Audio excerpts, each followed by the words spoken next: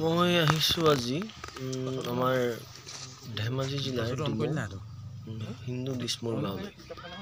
বিশেষকৈ চাহপাতৰ বিষয়ে কিছু কথা জানিবৰ বিষয়ে বিশেষকৈ ময়ো এখন বাগানৰ কথা ভাবিছোঁ পাতিম বুলি বেছি নহয় আৰু অলপ চলপ সময়ত আপোনালোকে দেখা পাব চাগে তাকে তেখেতৰ পৰা মই বহুতখিনি কথা বুজি পালোঁ চাহপাতৰ বিষয়ে মই তেখেতৰ পৰা ভালেখিনি কথা আজি অৱগত হ'লোঁ যে কি ইয়াক কি মাহত ৰোপণ কৰিব লাগে ইয়াৰ প্ৰডাকশ্যন কেনেকুৱা ইয়াৰ প্ৰতি বিঘাত ইয়াৰ লাভৱান কেনেকুৱা হ'ব ইয়াৰ পুলিৰ মানে দুটাৰ প্ৰজাতি ডাল আৰু ইয়াৰ গুটিৰ পৰা হয় কোনটো পুলি ভাল ইয়াৰ আয়ুসটো কিমান বছৰ সকলোখিনি কথা মই তেখেতৰ পৰা বুজি লৈ তেখেতৰ বাগানত মই এটা ভিডিঅ' কৰিলোঁ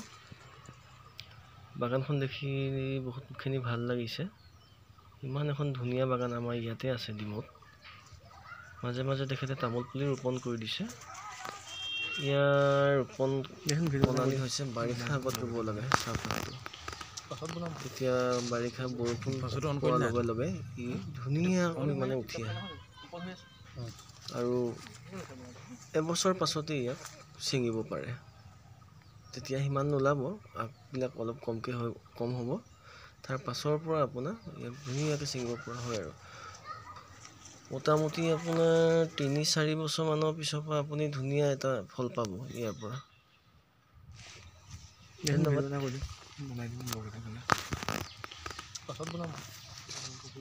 পাছতো অন কৰিলি না এইটো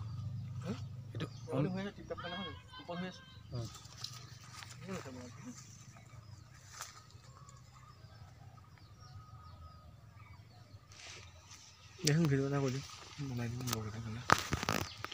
পাছত বনাম পাছতো অন কৰিলি না এইটো অন হৈ আছে টিপটপ নহয় ওপৰ হৈ আছে